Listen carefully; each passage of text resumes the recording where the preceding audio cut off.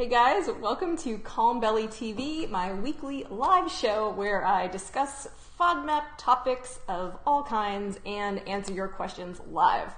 Alright, if you're new here, I'm Julie O'Hara and I'm a health coach for women with IBS specializing in the FODMAP diet. I do group and one-on-one programs and you can learn more about that on my website, calmbellykitchen.com. as well as get tons of free recipes, articles, and even a free 7-day challenge if you want to jumpstart the FODMAP diet, if you're just getting into it. Okay, so today's Calm Belly TV is a special Q&A edition. I'm trying to do these, every few weeks because I get questions all the time in email and in the Facebook group. So today I'm talking about a whole range of things, including onion and garlic related topics, multiple questions, what you should put in your coffee, and the nutrition aspects of what you should eat on the FODMAP diet. So I'm going to get right into it. All right, if you're watching the replay, you can ask a question below in the comments, but be sure to tag me so I don't miss it, because it could get kind of crazy here. And of course, you can always ask in the Facebook group. Okay, so first question. Let me see here. And if you're watching live, I will put in your questions at any time, because if you're live, you get priority. So if you have a question, put it in, and I'll answer your question, and keep going with the ones that I have prepared. All right, so let me see. So first question, can you eat a dish with onions if you pick them out? So for example, if it's a salad or a stir fry with onions or a soup, something like that. That was the question that I saw recently in the Facebook group. And the answer is, well, let's change the language. You can eat whatever you want. I don't like to look at food as being unsafe because it's just food. And some food is better for you and some food is not. But if you're in the elimination phase, your goal is to get rid of as many high FODMAP foods as possible. So if it's something like onions in a stir fry, because those onions are cooked with the other foods and because FODMAPs are soluble in water, that means that the onions, the FODMAPs in the onions actually can come out and be carried through the water into the other foods in that dish. So you think, well, I don't put water in my stir fries, but the fact is that vegetables and even meat, they all contain a lot of water. A high percentage of most foods is water. So if the onions are getting cooked with all those foods, even if you're using oil, the FODMAPs in the onion can still transfer over. So in the elimination phase, that's something you would avoid. Now, when you get to the point where you're bringing foods back and you're testing your tolerance to onions and garlic, what I would recommend is starting with a small amount of onions. So maybe, a couple tablespoons, 3 to 4 tablespoons tops. And that's your small amount. And I mean raw. So if it's cooked, it's even a smaller amount. So you start with that. And if you're very sensitive to that, if you have an immediate, digestive reaction, then that's when you would dial it back and maybe try a stir fry that had been cooked with onions, because that's going to be less FODMAPs, but it's still going to have some of those onion properties in it. All right. Now, when it is okay to eat onions is when something is cooked in oil. So if I put a couple tablespoons of oil in a pan and sauteed some onions in there and then took the onions out, that oil would have onion flavor, but it would also be low in FODMAPs or free of FODMAPs, because the properties in those onions, the FODMAPs, the sugars, they cannot leach out into the oil. So that's what I mean when I say that onions or FODMAPs are water soluble but not fat soluble. All right, so I hope I didn't go through that too fast. It's the food science-y aspect of all this. But once you get the hang of it, it does make sense. All right. So that's the deal with onions. All right, the next question that I got about that was, is onion and garlic powder okay? So someone said that a resource they had said it was, but then they weren't sure, and the answer is no, not in the elimination phase. So those powders, what they're made out of is, let's take onion powder. They dry the onions, so they dehydrate them, dry them like you would see, dried fruit or something. And then they crush them up into a powder. So that's what that is. And in most cases, or really all cases, it's a more concentrated form of the onion than just a slice of a raw onion. So those are still going to be high in FODMAPs, and you would want to avoid them in the elimination phase. All right, let's see if I have any comments yet. I've got like the whole control room over here. All right, we're looking good. And yes, if you recently joined me live, thank you so much. I love getting you guys on live. And if you have a question, just put it in, because since you are here, you get priority, and I'll answer your question as soon as you want to type it in and ask, all right? So moving on, the next question is sort of about nutrition, and I can see why so many diets are about, you know, the balance of carbs and proteins and fats, or about calories, or about a lot of other things, whereas the FODMAP diet actually doesn't make a lot of logical sense. You know, you might think, okay, why is asparagus bad? Why is watermelon bad?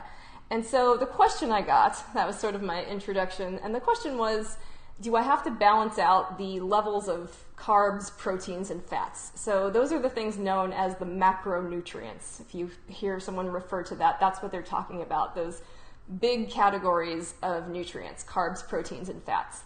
And on the FODMAP diet, really, the simple answer is you don't have to. You should be eating a healthy diet. You know, a lot of people say like 30% fat, and then, you know, then it would be like 35 carbs and 35 protein. That's totally arbitrary, and different diets might say higher fat or lower carbs.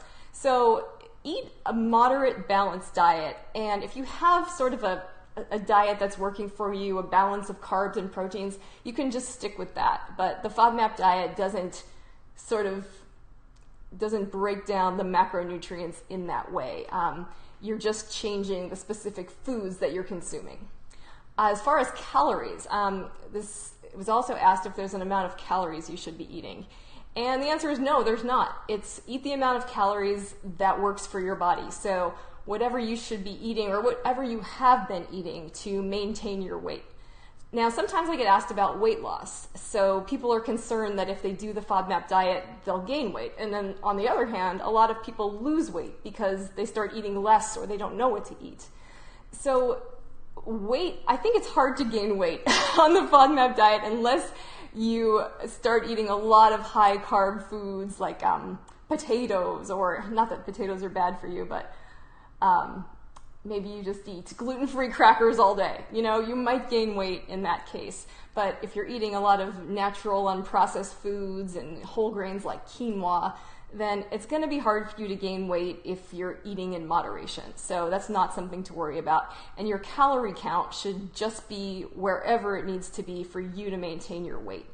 It's kind of hard to focus on weight loss and doing the FODMAP diet at the same time. A lot of people I've worked with have told me that they've decided to sort of hold off on the weight loss until they figure out their IBS, do the whole FODMAP diet process, and then they're going to focus on weight loss. And I do think that is really wise, and that's what I recommend, because we're only human and we can only focus on so many big changes at once, you know? So that's my advice with weight loss. Your calories can be whatever they need to be for your body. All right, we are moving right along. I am really trying my best to go through the questions. Okay. Thanks for the thumbs up, Kathy, Marsha, Muga. I hope I said that right. I hope I said your name right. Thank you, that's awesome. Okay, next question is about digestive enzymes. And these come up every once in a while in the Facebook group, I notice. So are they okay to take, and do they help? Okay, they are okay to take, and if you're not really clear on what digestive enzymes are, the most common one that you might have heard of is lactase, or lactase is the enzyme. Lactase is a product, or a company, a brand of the enzyme, and what it does is it helps you digest lactose. So that's an example of an enzyme that you might be familiar with. But there are other digestive enzymes, and some of them work better for fruits and vegetables, some of them work better for proteins. So once you kind of have an understanding of what foods you struggle most to digest, it's totally worth it to try an enzyme. So what I say is that it's worth experimenting with. They're generally inexpensive and they can't really hurt. So give them a try. A brand that a few of my clients have liked that I have good results with is the Now brand, N-O-W, Now.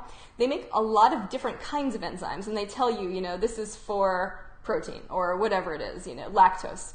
So you can get those on Amazon. There are tons of different brands, and I'm sure there are a lot of good ones. But it's always good to check the ingredient list to make sure there aren't any high FODMAP ingredients in there. So I believe it's mannitol. The actual Lactaid brand of enzyme contains, I think it's mannitol. So that's something to watch out for. But there are plenty of other lactase enzyme from different brands that don't contain any high FODMAP ingredients. So you'd want to look out for sorbitol, mannitol, inulin, those kind of weird ingredients that are put into, you know, certain food products and things like that. But enzymes are totally worth trying. They're going to be different for everyone. Different brands might help you. So if you're inclined to give it a shot, it's totally fine. All right. Let's come back to the video. I think I have got 2 more questions. 1 more question. Okay, this is a good one. And this one comes up a lot too. And when I pull these questions, I get emails every day, and I write down all your questions. Well, I don't write them, I copy paste, but that's what I do. And the same ones seem to come up, and this is a great one. So what can you put in your coffee? First off, you can have coffee. If you notice that it upsets your stomach, if you notice it gives you cramping, or it increases the urgency in an unpleasant way, then I would cut back your coffee. But otherwise, there's no reason not to drink your cup of coffee. 1 cup a day is ideal, you know, 2 if you can handle it. But what can you put in it? All right, so you have plenty of options actually. So lactose-free milk. If you're not opposed to regular cow's milk, you know, you're not a vegetarian or, you know, anything, it's really good. I use it. I don't use it in my coffee because I like black coffee, but I use it to bake with. Anything you would use regular milk for, lactose-free milk works really, really well, and it tastes good, and you can put it in your coffee. Other options, almond milk and rice milk. Now the problem with those is that they're a lot thinner. They contain a ton of water, so sometimes in coffee they don't quite get the job done. It's not the same thing, but if you like those, definitely give that a try. Now there are some new products that I've seen, almond milk creamers and coconut milk creamers.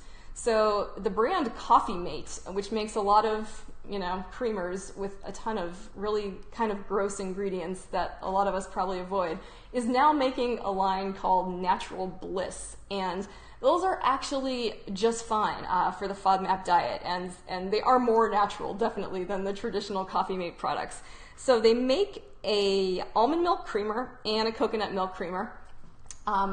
Both are fine for FODMAP, and I've never tried them personally, but I think they'd be worth trying if you need a creamier product. Did I miss anything? No, that's good. And I actually heard people say they have really good luck with just coconut milk, like from a can. So kind of whatever works for you, you definitely have some options. All right. I just whipped through my questions. I'm feeling kind of proud of myself. I didn't ramble too much, I hope. So what else can I answer for you guys? Okay. Oh, I have a comment from Vania. Vania, I don't know if I'm saying your name right. Vania, I think. I find freshly brewed coffee is the best coffee machine and love the lactose-free cream if I don't have froth lactose-free milk. Yeah, I think those lactose-free dairy products are good. And you know what all they are, guys, is they take traditional cow's milk and they add the lactase enzyme to it. So you could technically do that yourself. You can buy the enzyme in a little dropper, but it's basically done for you, and that's all it is. So it's totally natural and it works really well. And if you are lucky enough to have lactose-free cream wherever you shop, I actually haven't seen it myself, but I know it exists in the world. That can be a really good option too. Yeah. All right, guys, thanks for hopping on live. Are there any other questions I can answer? I will wait a minute and see if anything comes in, but in the meantime, if you are just getting started with the FODMAP diet, I have a free 7-day email course. If you haven't already signed up for it, it's totally free. It teaches you the basics of the FODMAP diet as well as the other skills that you need to make these big changes without losing your focus and without getting sidelined. So it's about, talking to friends and family about it, how to ask for support, how to relieve stress and reward yourself, because you're making huge life changes. And I believe that if you have all these other tools and all of these other skills, that it just makes it that much easier. And of course, it's about finding new meals and where to look and how to find new inspiration for low FODMAP meals. So go to calmbellykitchen.com and sign up for the free 7-day challenge. There are banners and buttons everywhere for that. All right, I think that's it for me. And you're from Hobart, Tasmania. Vanya says that's where she's getting the lactose-free cream. I know you have a lot of good products down there and beautiful food.